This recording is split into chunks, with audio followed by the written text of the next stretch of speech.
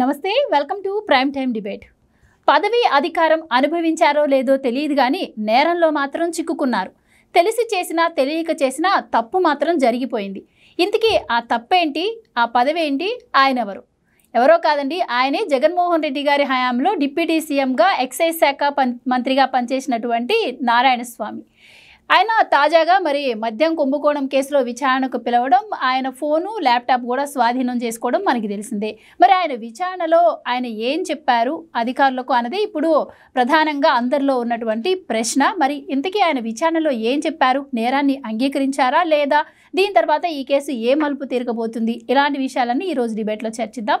మనతో పాటు డిబేట్లో పార్టిసిపేట్ చేసేందుకు స్టూడియోలో ఉన్నారు సీనియర్ జర్నలిస్ట్ సత్యమూర్తి గారు, అలాగే మరో senior journalist doctor Durga Vadlamani గారు. నమస్కారం సార్. నమస్కారం మేడం.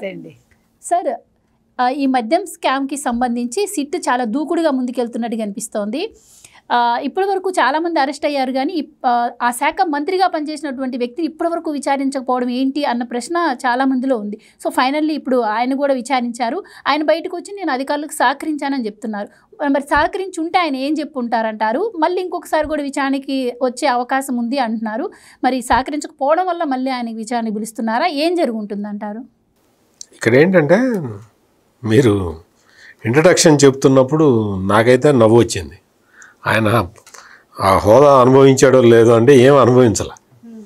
పెద్దిరెడ్డి రామచంద్రారెడ్డి ముందు నిలబడి ఉండేవాడు. పెద్దిరెడ్డి రామచంద్రారెడ్డి మంత్రి, ఈయనేమో ఉప ముఖ్యమంత్రి.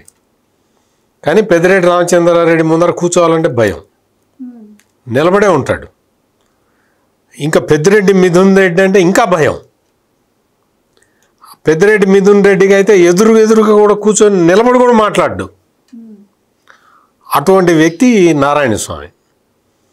ఈ నారాయణ స్వామి గురించి మనం చెప్పుకోవటానికి ఏముంది, ఒకటే సింగిల్ సెంటెన్స్, వెన్నెముక లేదు. అందుకనే తీసుకొచ్చి ఎత్తుక్కొని వచ్చి వెన్నెముక ఉన్న జీవులు, వెన్నెముక లేని జీవులు అని రెండు రకాలు ఉంటాయి బయాలజీలో. అట్లా ఈ వెన్నెముక లేని జీవు అనమాట. ఇది తీసుకొచ్చి ఎక్సైజ్ శాఖను అప్పగించారు. ఎక్సైజ్ శాఖని అప్పగించినప్పుడు నాకు బాగా గుర్తు, సజ్జల రామకృష్ణారెడ్డి వాళ్ళు ఉండేవాళ్ళు కదా, వాళ్ళు మేము బడుగు బలహీన వర్గాలకి ఇంపార్టెంట్ పోర్ట్ఫోలియోలు ఇచ్చాం, చాలా అద్భుతమైన శాఖలు ఇచ్చాం, 5 ఉప ముఖ్యమంత్రులను పెట్టాం అని ఇట్లా చెప్పాడు. చాలామంది అమ్మ నిజమే కావాలని అనుకున్నారు. ఈ రోజున చూస్తే ఈ మద్యం కుంభకోణం వెలుగులోకి రావటం, ఈ మద్యం కుంభకోణంలో అంటే అసలు పాలసీ మార్చిన విషయమే ఈ ఘనత వహించిన ఈ ఉప ముఖ్యమంత్రి ఎక్సైజ్ శాఖ మంత్రికి తెలియదని చెప్తున్నాడు. నాకు తెలియదండి అంటున్నాడు. మరి నువ్వేం చేస్తున్నావు అని అడిగారు సిట్ పోలీసులు. అడుగుతారు కదా. మరి ఇక్కడ విషయం ఏంటంటే, ఆయనకి తెలిసినా తెలియకపోయినా అతనిదే బాధ్యత. మంత్రి కదా, కన్సర్న్డ్ మినిస్టర్దే బాధ్యత ఉంటుంది. మొత్తం ఓవరాల్గా కౌన్సిల్ ఆఫ్ మినిస్టర్స్ అంటే మంత్రివర్గ బాధ్యత ఉంటుంది, కానీ పర్టిక్యులర్గా సంబంధిత మంత్రిదే బాధ్యత ఉంటుంది. ఇది మన రాజ్యాంగం, చట్టం చెప్పేది. అందుకని లేదండి, నేను కాదండి, ఇదంతా నాకు తెలియదండి అని చెబితే ఎవరు చేశారో చెప్పాలి. నాకు తెలుసండి అంటే జైలుకి వెళ్ళాలి. అందుకని నారాయణ స్వామి ఇప్పుడైతే కుడితిలో పడ్డ ఎలక అని చెప్పచ్చు. ఇక్కడ ఇంకొక పాయింట్ ఏంటంటే, మీరు అడిగిన క్వశ్చన్, ఇప్పటి వరకు మరి ఎక్సైజ్ మంత్రిని ఎందుకు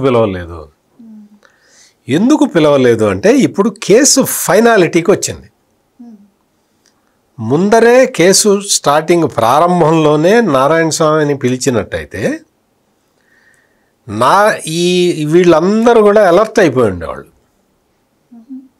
అందరూ కూడా ఈ నేరంలో పార్టిసిపేట్ చేసిన వాళ్ళందరూ కూడా అలర్ట్ అయిపోయి ఉండేవాళ్ళు. అందుకనే మీరు చూస్తే ఫస్ట్ వాసుదేవరెడ్డి అంటే అప్పటి బ్రెవరీస్ కార్పొరేషన్ ఎండి వాసుదేవరెడ్డి దొరికే వరకు కేసు ఒక్క అడుగు కూడా ముందరికి వేయలే.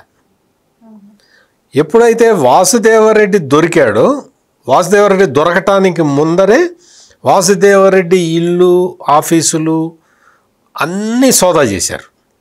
ఆయన ప్రెమిసిస్లన్నీ సోదా చేస్తే వాళ్ళకి అప్పుడే చాలా విషయాలు తెలిసినాయి. డైరీలు అన్నీ రకరకాలు అన్నీ దొరికినాయి. అన్నీ దొరికినాయి. అవి దొరికిన తర్వాత కేసు ఫాస్ట్గా మూవ్ కావడం మొదలుపెట్టింది. ఆ జంక్చర్లోనే నారాయణ స్వామిని పిలిచినట్టయితే మొత్తం కేసుని ఎస్టాబ్లిష్ చేసే వరకు వచ్చేది కాదు. వీళ్ళందరూ జాగ్రత్తలు పడి ఉండేవాళ్ళు. అందుకని నారాయణ స్వామిని పిలవలేదు. ఇప్పుడు ఏంటి, ఇప్పుడు ఈ డబ్బులు దొరికినాయి. ఆ నేరంలో పార్టిసిపేట్ చేసిన వాళ్ళందరూ దొరికారు. కాజ్ ఏంటనేది దొరికింది. మొత్తం అంతా దొరికింది కదా. ఇప్పుడు బిగ్ బాస్ ఎవరు అనేది ఎస్టాబ్లిష్ చేయాలి. ఆ బిగ్ బాస్ ఎవరు అనేది ఎస్టాబ్లిష్ చేయడానికి నారాయణ స్వామిని పిలిచారు. నారాయణ స్వామి నాకు తెలియదు సార్ అన్నాడు అనుకో, నీకు ఎవరు చెప్పారు అని అడుగుతారు. నారాయణ స్వామి ఉదాహరణకి సత్యమూర్తి గారు చెప్పారండి అన్నారు అనుకో, సత్యమూర్తిని పిలిచి అడుగుతారు నీకెవరు చెప్పారు అని. అట్లా బిగ్ బాస్ని ట్రాక్ చేస్తారు. అదే నారాయణ స్వామి మర్యాదగా నాకు తెలియదండి, నన్ను ఎక్కడ సంతకం పెట్టమంటే అక్కడ పెట్టమన్న, కాగితాలు ఎక్కడ పెడితే అక్కడ పెట్టమన్నారు, నేను సంతకం పెట్టాను, ఆ కాగితాలన్నీ నా దగ్గరికి తెచ్చింది జగన్మోహన్ రెడ్డి అండి అని చెబితే జగన్మోహన్ రెడ్డిని తెచ్చి కూర్చోబెట్టి అడుగుతారు ఇది నిజమా ఏం చెప్పిందని. ఈ ప్రాసెస్ దాకా వెయిట్ చేశారు. ఈ ప్రాసెస్ ఇప్పుడు వచ్చింది. అందుకని ఇప్పుడు నారాయణ స్వామిని పిలిచారు, అడిగారు కదా, దాదాపు 6 గంటల పాటు విచారించారు. నాకు తెలీదు, గుర్తులేదు, మర్చిపోయాను అన్నా నారాయణ స్వామికే ప్రాబ్లం. వివరాలు చెప్పినా నారాయణ స్వామికే ప్రాబ్లం. వివరాలు చెప్తే ఎవరి పేరు చెప్పాలి? నాకు తెలిసి, అంటే నా అంచనా ప్రకారం, నా అనుమానం ప్రకారం నారాయణ స్వామికి నేరుగా జగన్మోహన్ రెడ్డి ఆదేశాలు ఇచ్చాడా ఇవ్వలేదా అనేది నాకు డౌటు. ఎందుకు అంటే అప్పట్లో అన్నీ సజ్జల రామకృష్ణారెడ్డి నుంచే ఆదేశాలు వచ్చేవి అందరి మంత్రులకి. లేదు సీఎంఓ నుంచి, అంటే ముఖ్యమంత్రి కార్యాలయం నుంచి ధనుంజయ రెడ్డి లేదా కృష్ణమోహన్ రెడ్డి, వీళ్ళు ఫైల్ సర్క్యులేట్ చేసి ఉండాలి. మేము ఫైల్ పంపిస్తున్నాం సంతకం పెట్టా అని అన్నా చెప్పి ఉండాలి. ఎట్లా అయినా సరే సంతకం ఇతందే ఉంటుంది. నారాయణ స్వామిదే సంతకం ఖచ్చితంగా ఉండాలి. పాలసీ మార్పులో నారాయణ స్వామి ప్రమేయం ఉన్నా లేకపోయినా సంతకం పెట్టి ఉండాలి. టెక్నికల్గా నారాయణ స్వామి ఇరుక్కున్నాడు. ఇరుక్కున్న నెక్స్ట్ ఏం చేయాలి? మరి డబ్బులు వసూలు చేశారు కదా, 60 కోట్లు బిగ్ బాస్కి, వీళ్ళందరికి గెలిపి ఒక 30 కోట్లు నెలకి, మొత్తానికి కాదు. మరి ఆ 30 ఏమైనాయి, ఆ 60 ఏమైనాయి? అందులో నారాయణ స్వామికి ఏదన్నా వాటా వచ్చిందా అనేది కూడా సిట్ ఎంక్వైరీ చేస్తుంది. నాకు తెలిసి సిట్ దగ్గర ఇన్ఫర్మేషన్, ఒక పక్కా ఇన్ఫర్మేషన్ అయితే ఉంది. నెలకు 5 కోట్లు నారాయణ స్వామికి ఇచ్చారు. ఎవరు ఇచ్చారు అనేది తెలియదు, నాకు తెలియదు. సిట్కి తెలుసు, నాకు తెలియదు. నెలకి 5 కోట్ల రూపాయలు, అంటే 1 నెల 2 నెలలు ట్రాక్ చేస్తే దొరికినాయి వీళ్ళకి. ప్రతి నెల 5 కోట్లు ఇచ్చారా, లేదు అప్పుడప్పుడు కనిపించినప్పుడల్లా, గుర్తొచ్చినప్పుడల్లా 5 కోట్లు ఇచ్చారా నారాయణ స్వామికి అనేది ఎస్టాబ్లిష్ కావాలి. మనకు తెలియదు, అంటే ఆ కేసు లోపల ఏముందనేది మనకు తెలియదు. మిగతా వాళ్ళకి కూడా వాళ్ళ పొజిషన్ ని బట్టి కూడా ఒక్కొక్కరికి 2 కోట్లని, ఒకరికి 5 కోట్లు ఇచ్చారని కూడా అధికారులు చెప్పారు. అట్లా నారాయణ స్వామికి కూడా డబ్బులు వచ్చి ఉంటాయి. అందుకని నారాయణ స్వామిని నెక్స్ట్ విచారణకి పిలిస్తే అరెస్ట్ చేసినట్టే మనం అనుకోవచ్చు. సో మేడం ఇప్పుడు సార్ చెప్పినట్టు ఆ శాఖ మంత్రిగా ఆయనకి దాని మీద పూర్తి రెస్పాన్సిబిలిటీ ఉంటుంది. దానిలో ఏం అవకతవకలు జరిగినా ఆయనే ఆన్సరబుల్ ఉంటారు. మరి ఇప్పుడు ఆయన వచ్చేసి ఏం అడిగినా పై వాళ్ళు చెప్పినట్టే చేశాను, నాకేం సంబంధం లేదు అని చెప్తున్నారు అంటున్నారు. ఆయన విచారణలో బయటకు వచ్చిన విషయం ఇది. ఆయన ఏం చెప్పారు అనేది ఎవరికి తెలీదు, చెప్పాడో లేదో కూడా మనకు తెలియదు కాబట్టి. సో మరి ఇప్పుడు ఎంత లేదన్నా సార్ అన్న టెక్నికల్గా ఇరుక్కున్నట్టే. మరి ఆయన ముందున్న ఆప్షన్ ఒకటి, మంత్రి తర్వాత ఇంకా ముఖ్యమంత్రి ఉండే ఛాన్సే కదా సార్ ఉంటుంది. నేరం ఒప్పుకోవాలి, ఒప్పుకుంటే ఆయనతో ఆగిపోతుంది. లేదు ఒప్పుకోకుండా అప్రూవర్గా మారితే అసలు దోషి ఎవరనేది బయటకు చెప్పాల్సి వస్తుంది. రెండిట్లో ఏదో ఒక ఆప్షన్ అయితే ఆయన చూస్ చేసుకోవాలి. సో మరి రెండో ఆప్షన్ ఎవరు కూడా తన మీద వేసుకోరు కాబట్టి అప్రూవర్గా మారే అవకాశం ఉంటుందా? అంటే టైం తీసుకొని మారతారంటారా? ఎందుకంటే ఇంకోసారి కూడా ఆయన విచారణకు పిలిచారు కాబట్టి ఏం జరగబోతుంది అంటారు? అంటే అసలు నిన్న ఫస్ట్ మీరు ఇక్కడ గమనించాల్సింది ఏంటంటే, ఇంతవరకు ప్రాసెస్లో ఎవరు కూడా అంటే రాజ్ కసిరెడ్డి కావచ్చు, కృష్ణమోహన్ రెడ్డి కావచ్చు, ధనంజయ రెడ్డి కావచ్చు, బాలాజీ గోవిందప్ప కావచ్చు, ప్రతి వాళ్ళు తప్పించుకోవటానికి చూశారు. ఎవడు దొరకలా, అందరూ పారిపోవటానికే చూశారు. నారాయణ స్వామి మాత్రం ఇంటికి రండి, నన్ను విచారణ చేయండి అన్నారు. First thing. సెకండ్ థింగ్, ఇందాక సార్ చెప్పినట్టుగా అతను సంతకాలు తెలిసి చేశారా తెలియక చేశారా మనకి తెలియదు. ఎందుకంటే జగన్మోహన్ రెడ్డి హయాంలో ఏ మంత్రికి కూడా సొంత ఆలోచన లేదు, సొంత నిర్ణయం తీసుకునే అవకాశం లేదు. లేదండి. ఆ విషయానికి వస్తే విద్యుత్ కొనుగోళ్ల అంశంలో బాలినేని శ్రీనివాసరెడ్డి గారు ఒక మాట అన్నారు. అదే ఆ రోజు కూడా అంతే, ఎగ్జాక్ట్లీ బాలినేని గారు కూడా పెట్టలేదు, కానీ ఆయన అడిగి చేయలేదు. ఆయన రెస్పాన్సిబిలిటీ కాబట్టి ఆయన తప్పు చేయలేదు కాబట్టి బయటకు వచ్చి చెప్పగలిగారు. అంటే మరి అదే చెప్తున్నా, మీరు అన్నది కరెక్ట్. బాలినేని గారు ఆయనకు తెలియకుండానే కదా సంతకం పెట్టమన్నారు, కానీ తెలివైన వాడు కాబట్టి చదువుకునే పెట్టనన్నాడు. ఇక్కడ వీరి విషయంలో అసలు వీరికి తెలుసో, ఇప్పుడు 3 మీటింగ్స్ జరిగాయండి విజయసాయిరెడ్డి గారి ఇంట్లో. అప్పుడు ఈయన వెళ్ళాడా లేదా మనకి ఇంతవరకు ఇన్ఫర్మేషన్ లేదు. నెంబర్ 1 ఆయన వెళ్ళలేదని ఆయన చెప్తున్నారు. ఇంకొకటి, ఇక్కడ మీరు ఫస్ట్ నారాయణ స్వామి గారి గురించి ఆయన చెప్పడం కాదు, గూగుల్ టేక్అవుట్ కూడా వచ్చి ఖచ్చితంగా. ఇక్కడ ఇంకొక ముఖ్యమైన విషయం ఏంటంటే, ఫస్ట్ నుంచి కూడా నారాయణ స్వామి గారు ఒకటే చెప్తున్నారు, నేను చాలా మంచి పేరుంది, నాకు 50 ఏళ్ళుగా నాకు మచ్చలేదు, నేను చంద్రబాబు నాయుడు గారు ఒకేసారి వచ్చాము, నేను చంద్రబాబు నాయుడు గారు లాంటి వాడిని అన్నట్టుగానే మనం చెప్పుకున్నాడు ఆయన. ఒకటి, నారాయణ స్వామి గారు ఇంతవరకు తప్పు చేయలేదు, కానీ ఇక్కడ ఎలా దొరుకుతున్నాడంటే ఆయన మీకు 17 బార్లు ఇచ్చాట కదా, ఎవరు మీ బాస్ ఎవరోనో, అది బాలకృష్ణ అని వాళ్ళ పిఏ పేరుతో ఇచ్చారు. ఎవరికి అప్పచెప్పారు? నారాయణ స్వామికి అప్పచెప్తే ఆ పిఏ ఏం చేశాడు, విజయవాడలో ఒక రూమ్ తీసుకుని 17 బార్లు నిర్వహించాడు. ఇప్పుడు నిర్వహించినప్పుడు ఏమైంది, ఈ డబ్బు నెలకి ఎంత కాదనుకున్నా ఒక 8 to 10 కోట్లు అనుకుందాం అందాజా ఇన్కమ్ వస్తుంది. ఈయనకి 5 కోట్లు ఇస్తామంటే ఈయన మంత్లీ తీసుకోలేదుట, కానీ మిగతా వాళ్ళందరూ తీసుకున్నారని చెప్పాడు. ఈయన ఎవరు, రాజ్ కసిరెడ్డి, వీళ్ళందరికీ నెల 5 కోట్లు వెళ్ళిందని ఆయన చెప్పాడు. నిన్న 40 క్వశ్చన్స్లో మీరు చెప్పినట్టుగా పై ఆయనకు తెలుసు అన్నాడు. ఆ పై ఆయన ఎవరో చెప్పే ఉంటాడు. నా ఉద్దేశం అయితే నిన్న అప్రూవర్గా మారి ఉండొచ్చండి, అవకాశం ఉంది నిన్ననైతే. కాకపోతే ఇది ఇప్పుడే బయటికి రాదు. ఇక్కడ ఎందుకు రాదంటే, ఇప్పుడు ఈ 17 బార్లలో వచ్చిన ఇన్కమ్ ఈయన తీసుకునే ఉంటాడు. ఈ 5 కోట్లు ఒకవేళ ఆయన వద్దంటే తన వాళ్ళు ఎవరికైనా ఇప్పించాడు, అది కూడా తెలియాలి. వద్దన్నట్టు చెప్తున్నాడు, తీసుకున్నాడేమో తెలియదు. అది ఒకవేళ డైరెక్ట్ తీసుకోకుండా తన వాళ్ళకి ఇచ్చాడా, అదొకటి. రెండోది, ఇంకొకసారి సిట్ విచారణకి రమ్మంది, ఈసారి ఆఫీస్కి రమ్మంది. నిన్న ఎక్కడ క్యాష్ దొరకలేదు, ఓన్లీ ల్యాప్టాప్ ఫోను తీసుకున్నారు, సోదాలు అయిపోయాయి. నిన్న జరిగింది అది. అయితే ఇక్కడ ఇంకొక పాయింట్ ఏంటంటే, మీకు విజయసాయిరెడ్డిని నారాయణ స్వామిని ఇంచుమించు ఒకేసారి పిలిచారు ఆ రోజు సిట్టు. గతంలో పిలిచినప్పుడు విజయసాయిరెడ్డి రాలేదు. మీరు ఎప్పుడు పిలిచినా వస్తానన్నారు. బహుశా ఇవాళకి 6 వారాలు అయ్యి ఉండొచ్చు నా అందాజాగా. సో ఇప్పుడు నారాయణ స్వామిది అయ్యింది కాబట్టి నెక్స్ట్ విచారణ విజయసాయిరెడ్డిది ఉండొచ్చు. సో విజయసాయిరెడ్డిని నారాయణ స్వామిని కలిపి విచారిస్తారా, లేదు విజయసాయిరెడ్డిని విచారించాక నారాయణ స్వామిని విచారిస్తారా? ఈసారి విజయసాయిరెడ్డి మొత్తం ఎవరు అనేది తేటతెల్లం చేసేస్తే, ఇందాక సార్ చెప్పినట్టుగా ఇప్పుడు ఫైనల్కి వచ్చేసింది మొత్తం కేసు. అయితే ఇక్కడ ఇంకొక పాయింట్, నిన్న యాక్చువల్గా రాజమండ్రి ప్రోగ్రాం ఉంది, పోస్ట్పోన్ చేసుకున్నాడు జగన్. ఎందుకు చేసుకున్నాడు? నిన్న నారాయణ స్వామిని కలిశారు కాబట్టి. ఒకటి అంటే మనం అనుకోవటానికి.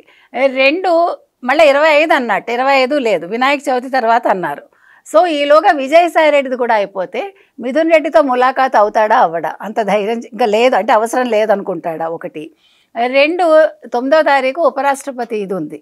సో అది అయ్యాక జగన్మోహన్ రెడ్డి అరెస్ట్ ఉంటుందా అంటే ఒక నెలలోపు ఖచ్చితంగా జగన్మోహన్ రెడ్డి అరెస్ట్ ఉంటుందా? ఇప్పుడు నారాయణ స్వామి ఖచ్చితంగా నా దృష్టిలో అయితే ఆయన నిజాలు ఒప్పుకునే ఉంటారు. ఎందుకంటే నాకు తెలియదు, గుర్తులేదు, మర్చిపోయాను ముందు చెప్పినా, ఈ లాస్ట్కి వచ్చేసరికి వాళ్ళు అన్ని ఎవిడెన్స్లు ఇస్తున్నారు కదా, ఇచ్చాక హీ కాంట్ సేవ్. నీకు 17 బార్లు అప్పచెప్పారు అన్నప్పుడే ఆయన కుదేలైపోతాడు. ఇంకేముంది అక్కడ? సో ఇప్పుడు మొత్తం విషయం తేటతెల్లం అయింది కాబట్టి ఖచ్చితంగా ఆయన ఇప్పుడు తప్పించుకోవడానికి చూసుకుంటారు, అప్రూవర్గా మారుంటారు, జగన్మోహన్ రెడ్డి పేరు చెప్పుంటారు. పై వాళ్ళు ఎవరు అంటే అదే కదా, అది నిన్న జరిగిపోయి ఉండొచ్చు.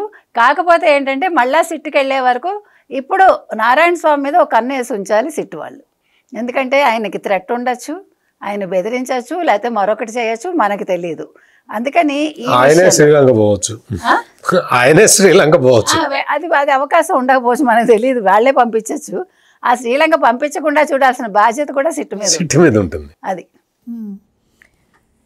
అయితే ఇప్పటికీ మనం సిట్ అధికారులు ఒక డెడ్ లైన్ పెట్టుకొని చేస్తున్నారు. 30 రోజుల్లో ఈ కేసును క్లోజ్ చేస్తామని కూడా చెప్పారు. ఇంకా దానికి కూడా ఎన్నో రోజులు దగ్గరలో లేదు. మరి మేడం అన్నట్టు ఆయన నిజం చెప్పే ఛాన్సే ఉందంటారా నిన్న?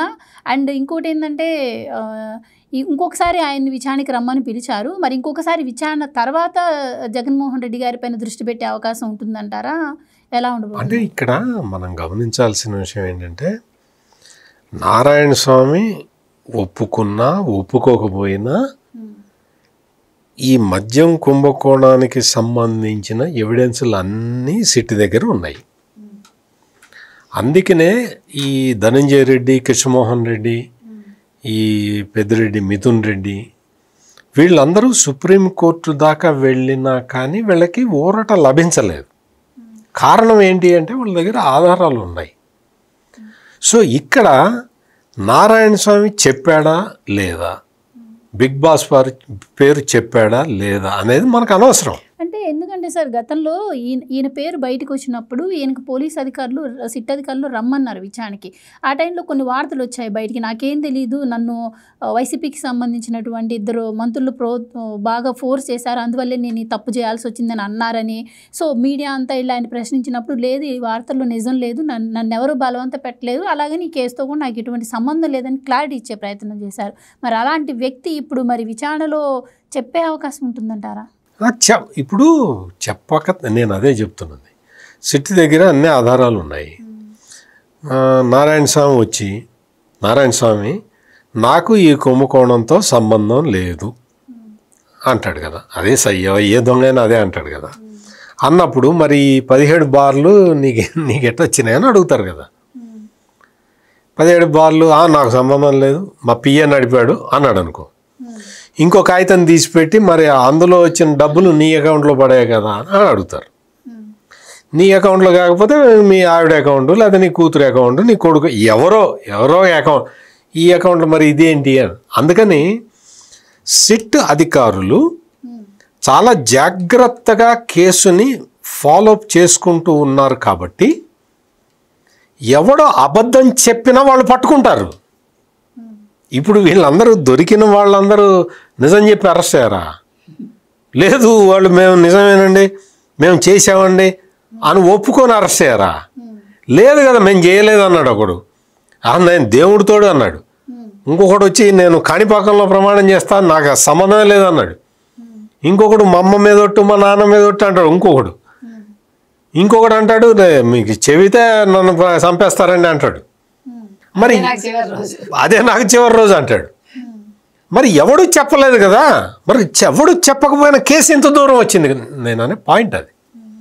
అందుకని నారాయణ స్వామి నేను లేదు, ఇందాక మేడం చెబుతున్నారు విజయసాయిరెడ్డితో జరిగిన మీటింగ్లో నేను పార్టిసిపేట్ చేయలేదు అన్నాడు అనుకోండి, నిజంగా చేసి కూడా నేను చెయ్యలేదు అన్నాడు అనుకోండి, గూగుల్ టేక్అవుట్ తీసి ముందర పెడతారు, ఏమైనా ఉన్నావు కదా అంటారు. లేదు, ఆ పాలసీ మేకింగ్లో అతను లేడు అనుకోండి, నేను వెళ్ళలేదు అన్నాడు అనుకోండి, ఈయన వెళ్ళాడా లేదా అనేది వాళ్ళు గూగుల్ టేక్అవుట్ చూసుకొని తెలుసుకుంటారు కదా. అసలు పాలసీ మేకింగ్ సంగతి తీసి పక్కన పెడితే సార్, ఒక శాఖ మంత్రిగా ఉన్నప్పుడు అసలు ఆ శాఖ ఏ విధంగా నడుస్తుంది అని చెప్పి ఆయన మధ్య మధ్యలో సమీక్ష చేసుకోవాల్సిన అవసరం ఉంటుంది. సో అసలు తెలియదు అనడానికి ఛాన్స్ లేదు. అండ్ ముఖ్యంగా డిజిటల్ కాకుండా మూల్యాంకన పద్ధతిలో మనీ తీసుకోవడం పైన కూడా ఆయనే ఆన్సరబుల్, ఆయనే కంపల్సరీ సమాధానం చెప్పాల్సి ఉంటుంది. సో ఇప్పటి వరకు అరెస్ట్ అయిన వాళ్ళు దీనికి శాఖకు సంబంధించిన వాళ్ళు కాదు కాబట్టి వాళ్ళు చెప్పినా చెప్పకపోయినా నడుస్తుంది, కానీ ఈయనకి ఆ ఛాన్స్ కూడా ఉండదు. మరి చాలా కరెక్ట్గా అడిగారు మీరు క్వశ్చన్. చాలా ఇప్పుడు ఎందుకంటే ఇప్పుడు ఎస్ అని నేను అదే చెప్తున్నా. రాజకేశ్ రెడ్డి ఏమని చెప్తున్నాడు, నేను ఐటీ అడ్వైజర్ని, నాకు మద్యం కుంభకోణంతో ఏం సంబంధం అన్నాడు. పెద్దిరెడ్డి మిథున్ రెడ్డి ఏం చెప్పాడు, అదేంటంటే నేను ఎంపీని, మద్యం పాలసీతో నాకేం సంబంధం అండి అన్నాడు. ఇంకా ఇప్పటివరకు అరెస్ట్ అయిన వాళ్ళందరూ చెవిరెడ్డి భాస్కర్ రెడ్డి ఏమన్నాడు, నేను మా అమ్మకి ప్రమాణం చేశానండి, నో నాకు అసలు మీరు అంతా నా వేద పాఠశాల నడిపేవాడిని అండి, అసలు నన్ను అరెస్ట్ చేసిన వాళ్ళందరూ మట్టి కొట్టుకుపోతారు, పురుగులు పడి చస్తారని చెబుతున్నాడు. మరి ఈ శాపనార్థాలు ఇవన్నీ వింటే వీటిని ఫాలో అయ్యేట్టయితే సిట్టు కేసునే ముందరికి తీసుకెళ్ళలేదు కదా. ఇక్కడ నారాయణ స్వామి అనే వ్యక్తి డిప్యూటీ సీఎం, ఎక్సైజ్ శాఖ మంత్రి. కంపల్సరీగా ఈ ఎక్సైజ్ శాఖ మంత్రికి ఆ పాలసీ మిథున్ రెడ్డి, విజయసాయి రెడ్డి, ఇంకో రెడ్డి ఎవరో ఉన్నాడు, ఆ రెడ్డి, ఈ ముగ్గురు రెడ్లు కలిసి డిసైడ్ చేసినా కానీ ఆ కాగితం ఫైలు ఈయనకి సంతకం పెడితేనే పోతుంది. ఈ విషయాలన్నీ కూడా అంటే ఇతను సంతకం పెట్టాడా లేదా, ఆ ఫైలు ఇతని దాకా అంటే ఈ మంత్రి ఎక్సైజ్ మంత్రి దాకా వచ్చిందా లేదా, ఎక్సైజ్ మంత్రి దగ్గర నుంచి వచ్చిన తర్వాత క్యాబినెట్లో అప్రూవ్ అయిందా లేదా, ఇవన్నీ మొత్తం దగ్గరుండి చూసిన వ్యక్తి ఎవరు అంటే జగన్మోహన్ రెడ్డి, ధనుంజయ రెడ్డి, కృష్ణ ఎవరు. ఈ విషయాలన్నీ కూడా రజత్ భార్గవ్ అని కస్టడీకి తీసుకున్నప్పుడే సిట్ పోలీసులకి అర్థమైపోయింది. సిట్ పోలీసుల దగ్గర ఆధారాలు ఉన్నాయి. రజత భార్గవాన్ని తీసుకొచ్చి ఆయన్ని అడిగినప్పుడు సీనియర్ మోస్ట్ ఐఏఎస్ ఆఫీసర్ ఆయన లిఖితపూర్వకంగా కొన్ని విషయాలు చెప్పాడు. ఆయనకి ఎవరెవరి నుంచి ఆదేశాలు వచ్చినాయో కూడా ఆయన చెప్పాడు. ఇన్ రైటింగ్ ఇచ్చాడు. ఇన్ రైటింగ్ ఇవ్వడమే కాకుండా మీరు ఎక్కడ అడిగితే అక్కడికి వచ్చి చెప్తాను అని కూడా ఆయన సిట్ పోలీసులకి ఆఫర్ ఇచ్చాడు. అందువల్ల నారాయణ స్వామి అనే వ్యక్తి నాకు తెలియదు అంటే, అలాగా మీకు తెలీదా సార్, వెళ్ళిపోండి సార్ అన్నారు. నాకు తెలుసు అంటే, నీకేం తెలుసులే, నీకు చెప్పకుండానే వాళ్ళే చేశారు అని వదిలేరు. ఏది ఎట్లా ఉన్నా ఎట్లా పోయినా బాధ్యత నారాయణ స్వామిదే. నాకు తెలియదు అంటే వదిలేస్తారా? నేను మంత్రిని అంటే నాకేమీ సంబంధం లేకుండానే పాలసీ డిసైడ్ చేశారు అంటే మరి నువ్వెందుకున్నావు? ఇటువంటి విషయాలన్నీ కూడా సిట్ వాళ్ళ దగ్గర ఆధారాలు ఉన్నాయి కాబట్టి నారాయణ స్వామిని పిలిపించారు, మాట్లాడారు. అప్పుడే ఎందుకు అరెస్ట్ చేయలేదు అని అడుగుతారు. అంటే సహజంగానే అదే అడుగుతారు కదా. కొంత టైం ఇవ్వటం వల్ల కేసు ఏ డైరెక్షన్లో మూవ్ అవుతుంది అనేది వాళ్ళు చూసుకుంటారన్నమాట. ఎక్కడి నుంచి మళ్ళీ ఆయన మీద ఏమన్నా ఒత్తిడి వస్తుందా, మళ్ళీ ఆయన మాట మారుస్తాడా, మొదటిసారి చెప్పిన దానికి, రెండోసారి చెప్పిన దానికి, మూడోసారి చెప్పిన దానికి ఏమైనా తేడాలు ఉన్నాయా అనేది చూసుకోవటానికి కూడా టైం ఇస్తారు. అందువల్ల నారాయణ స్వామి వచ్చి అమ్మతోడు అయ్యతోడు నేను నిజమే చెప్పాను, నాకు తెలీదు, నాకు అసలు సంబంధమే లేదు అని చెప్పినా తప్పదు. లేదు నేను అప్రూవర్గా మారుతాను అన్నా శిక్ష తప్పదు. ఎందుకు తప్పదు? శిక్ష ఎందుకు తప్పదు అంటే, నేను అప్రూవర్గా మారుతానండి, నాకు శిక్ష తగ్గిస్తారా అని అడిగారు అనుకో, శిక్ష తగ్గించేది వీళ్ళ పోలీసుల చేతిలో ఉండదు కదా, కోర్టు చేతిలో ఉంటుంది. అందుకని ఇతను అప్రూవర్గా మారుతాడండి, మరి మనం శిక్ష తగ్గిద్దామా అంటే కోర్టు ఊరుకోదు కదా మామూలుగానే. అందుకని నారాయణ స్వామి తప్పించుకోలేని చక్ర బంధనంలో ఇరుక్కొని ఉన్నాడు నారాయణ స్వామి. అందుకని నేను నారాయణ స్వామి చెప్పినట్టు అంత నిజాయితీపరుడు, నారాయణ స్వామి లాంటి నిజాయితీపరుడు అంత చాలామంది పెద్ద పెద్ద వాళ్ళతో పోల్చుకుంటున్నాడు కదా. మేమందరం ఒకేసారి రాజకీయాల్లోకి వచ్చాం అవి ఇవి చెప్తున్నాడు కదా. అందుకని నేను ఇచ్చే అడ్వైజ్ ఏంటంటే, నారాయణ స్వామి నువ్వు చెప్పు, నువ్వు నీ బిగ్ బాస్ ఎవరో చెప్పు. చెప్పితే ఏమవుతుంది అంటే, నువ్వు కనీసం రాష్ట్రానికి ఇప్పటికైనా అంటే మంత్రి పదవి పోయిన తర్వాత అయినా న్యాయం చేసిన వాడివి అవుతావు. నారాయణ స్వామి ఇంకొక విషయం గుర్తుపెట్టుకోవాలి, నువ్వు ఎక్సైజ్ మంత్రిగా ఉన్న కాలంలో నీ శాఖ తయారు చేసిన మద్యం తాగి 30,000 మంది చచ్చిపోయారు నారాయణ స్వామి, గుర్తుపెట్టుకో. 30,000 మంది చచ్చిపోయారు. దాదాపుగా 60-70 మందికి లివర్లు కిడ్నీలు పాడైపోయినాయి. నారాయణ స్వామి ఈ విషయాన్ని గుర్తుపెట్టుకోవాలి. ఈ విషయాన్ని గుర్తుపెట్టుకొని ఎవడు అసలు బిగ్ బాస్ ఎవడనేది చెప్పాలి. పోలీసులకు కాదు, పబ్లిక్లో కూడా చెప్పాలి.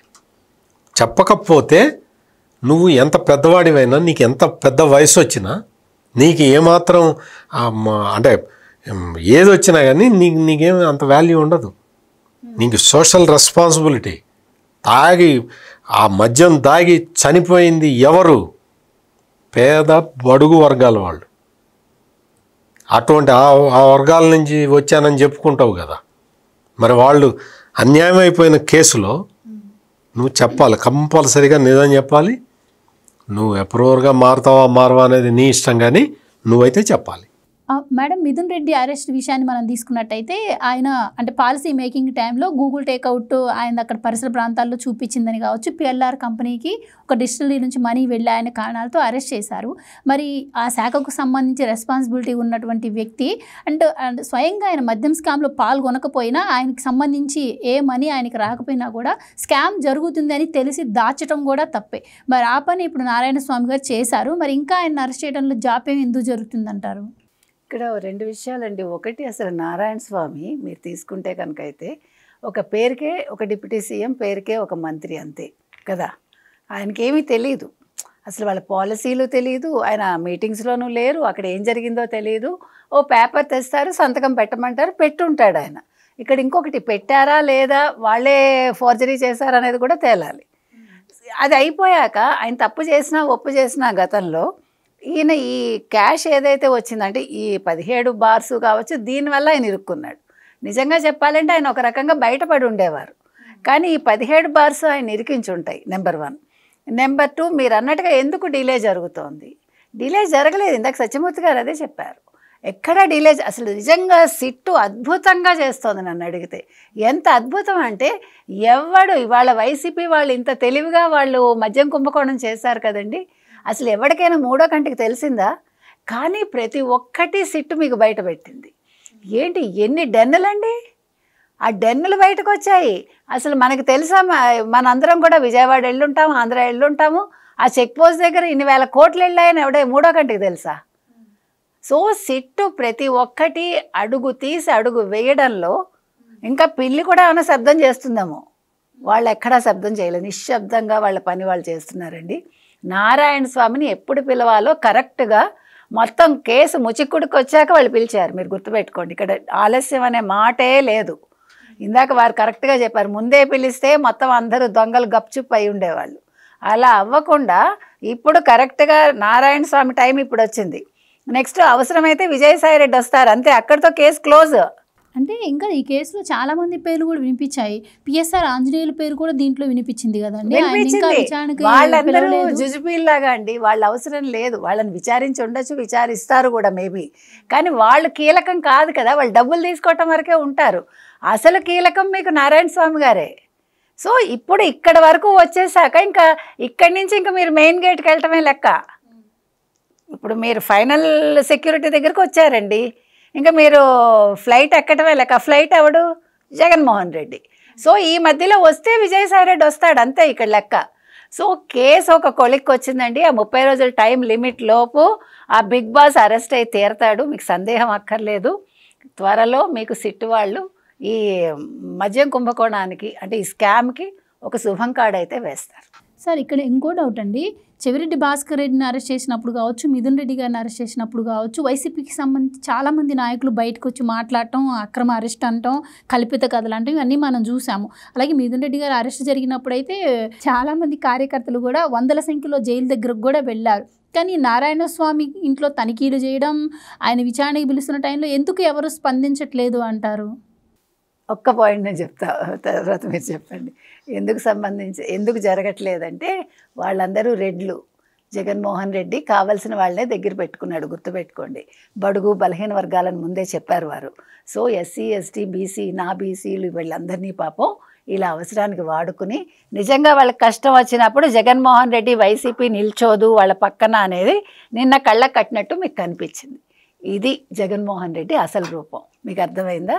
సో రెడ్లు కావాలి, మిగతా వాళ్ళందరూ అవసరానికి కావాలి, అవసరం తీరాక వాళ్ళందరూ వాళ్ళ అవస్థలు వాళ్ళు పడాలి. ఇప్పుడు నారాయణ స్వామి దొరికాడా లేదా, అసలు ఇంకా దొరికినట్టే, మీరు ఇంకా దాని గురించి ఆలోచించమాకండి. ఎలాగూ దొరికాడని స్పందించడు అంటే ఇప్పుడు నారాయణ స్వామికి మద్దతు బలిగితే తప్పును ఒప్పుకున్నట్టు అవుద్దని అది అందుకని వీళ్ళు ఏంటంటే మొత్తం ఇప్పుడు నారాయణ స్వామి వెనక ఎవరు ఉండాలి? ఆయనే ఎవడో వెనక ఉంటాడు. అంటే పెద్దిరెడ్డి రామచంద్రారెడ్డి వెనకో, పెద్దిరెడ్డి మిథున్ రెడ్డి వెనకో బతకాల్సిందే కదా. మరి అతన్ని అరెస్ట్ చేసినా లేకపోతే రేపు ఖచ్చితంగా రేపు ఎల్లుండిలో అరెస్ట్ చేస్తారు. నెక్స్ట్ అదే అరెస్ట్ చేసినప్పుడు అతను ఏం చేస్తాడు? అతని దగ్గరికి వెళ్ళి గిర్నాలు చేశారనుకో, నీ వెనక ఉంది ఎవరు అని అడిగితే సజ్జల రామకృష్ణారెడ్డి పేరు చెప్పాలి కదా. అందుకని నారాయణ స్వామిని అరెస్ట్ రేపొద్దున ఇప్పుడు పిలిచినా ఏం మాట్లాడరు. అరెస్ట్ చేసిన తర్వాత కూడా దాన్ని రప్చర్ చేయరు. జగన్మోహన్ రెడ్డి వచ్చి ఊరికి స్టేట్మెంట్ ఇస్తాడు, అమ్మ మా పార్టీ నాయకులందరినీ ఆఖరికి అండి డిప్యూటీ సీఎంను కూడా అరెస్ట్ చేశాడండి చంద్రబాబు నాయుడు కక్షపూరితంగా అనేది చెప్తాడు తప్ప అంతే తప్ప ఈ నారాయణ స్వామి అరెస్టు కానీ లేకపోతే విచారణ కానీ తీవ్రంగా ప్రతిఘటిస్తే సజ్జల రామకృష్ణారెడ్డి వరకు వస్తుంది అన్న భయంతో చేయట్లేదు. అది నేను చెప్తున్న పాయింట్. సజ్జల రామకృష్ణారెడ్డి దాకా ఆయన పుసిక్కిన నారాయణ స్వామి చెప్పాడు అనుకో, నాకేం తెలుసు సార్ సజ్జల రామకృష్ణారెడ్డి వచ్చి చెప్పాడు అని చెప్పాడు అనుకో, పరిస్థితి ఏంటి? జగన్మోహన్ రెడ్డి అరెస్ట్ అయినా మా పార్టీకి ఏమి ఇబ్బంది లేదు, నేను నడుపుతాను అని కదా సజ్జల రామకృష్ణారెడ్డి చెప్పింది. మరి ఇప్పుడు సజ్జల రామకృష్ణారెడ్డి అరెస్ట్ అయితే అందుకని గుమ్మనంగా ఉన్నారు, తేలుగుట్టిన దొంగల్లాగా ఎవడికి వాడు సైలెంట్గా ఉన్నారు నారాయణ స్వామి విషయంలో. దీన్ని బట్టి నారాయణ స్వామి గారు కూడా అర్థం చేసుకోవాలన్నమాట, ఇట్లాంటి పరిస్థితుల్లో ఎవరు కూడా సపోర్ట్ రారు అన్నది. ఇప్పుడు ఇంకా అర్థమయ్యేదే ఉంది. ఇంకొకటి సార్, నేను అసలు పెద్దిరెడ్డి బ్యారికేడ్లు మార్చేశారు, మీడియా పాయింట్ మార్చేశారు, ఇలా అడ్డమైన చెత్త మాట్లాడాడు కానీ పాలసీ మార్చింది చెప్పాలి కదా,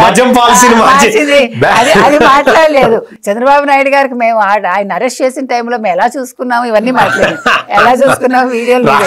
రాజమండ్రి సెంట్రల్ జైలు దగ్గర మీడియా పాయింట్ మార్చారు, ఇదేం అన్యాయం అంటాడు. మరి నువ్వు మద్యం పాలసీని మార్చి 30,000 మందిని చంపేస్తే దిక్కు దివాణం లేదు. అందుకని ఇక్కడ మనం నారాయణ స్వామిని ఎప్పుడైతే సిట్టు పిలిచిందో ఒక్కసారి గుండెలు జారిపోయింట అందరికీ. అక్కడ కుంభకోణంలో పాత్ర ఉన్న వాళ్ళందరికీ కూడా ఒక విషయం అర్థమైపోయింది. నేను నారాయణ స్వామికి ఇచ్చే సలహా ఏంటి అంటే, మీరేంటండి మీరు సలహా ఇవ్వటం ఏంటి అనొచ్చు, కానీ నేను ఒక బాధ్యత గల పౌరుడిగా నేను ఇచ్చే సలహా ఏంటంటే, అయ్యా నారాయణ స్వామి, నువ్వు డిప్యూటీ సీఎంగా పనిచేసావు, ఎక్సైజ్ శాఖ మంత్రిగా కూడా ఉన్నావు. నీ హయాంలో 30,000 మంది చచ్చిపోయారు. బడుగు బలహీన వర్గాలు, పేద ప్రజలు 30,000 మంది చచ్చిపోయారు. ఈ ఒక్క పాయింట్ గుర్తుపెట్టుకో. ఈ ఒక్క పాయింట్ గుర్తుపెట్టుకొని సిట్టు వాళ్ళు అడిగిన ప్రశ్నలన్నిటికీ నిజాయితీగా సమాధానం చెప్పు. నిజాయితీగా సమాధానం చెప్పి ఆ డబ్బులు నీకెంత వచ్చినాయి, వాళ్ళకెంత వచ్చినాయి మొత్తం చెప్పు. వాసుదేవరెడ్డి చెప్పలా, అట్లాగే నువ్వు కూడా చెప్పు. ఎందుకంటే వాసుదేవరెడ్డి, నారాయణ స్వామి వీళ్ళిద్దరే బాధ్యులు. వీళ్ళిద్దరే బాధ్యులు. కోర్టు కూడా అదే చెప్పింది, ఏసీబీ న్యాయస్థానం కూడా అదే చెప్పింది. అసలు మొత్తం కుంభకోణానికి తల్లాంటి వాడు వాసుదేవరెడ్డి అని. ఇది తోకేదని, ఇది తలే, ఇది కూడా తలే. తలలు ఉండవు కదా, 2 తలలు ఉండవు కదా, అది 2 తలల పాము అది. అందుకని నారాయణ స్వామి కూడా తలే. కాబట్టి ఇప్పటికైనా నేరం ఒప్పుకోవాలి, ఆ నేరం ఎందుకు చేసావో చెప్పాలి, నిన్ను ఆ నేరం ఎవరు చేయించారో చెప్పాలి. ఇవన్నీ చెప్పకపోతే నారాయణ స్వామి ఇంకా నువ్వు డిప్యూటీ సీఎం అని చెప్పుకోవటం, మాకు మళ్ళీ ఏదన్నా ఇంకొక పాయింట్ కూడా చెప్తాడు జగన్మోహన్ రెడ్డి, ఎవరికి వాళ్ళకి అరెస్ట్ కాగానే క్యాస్ట్ గురించే కదా మాట్లాడేది. అందుకని నారాయణ స్వామి క్యాస్ట్ గురించి కూడా మాట్లాడతాడు.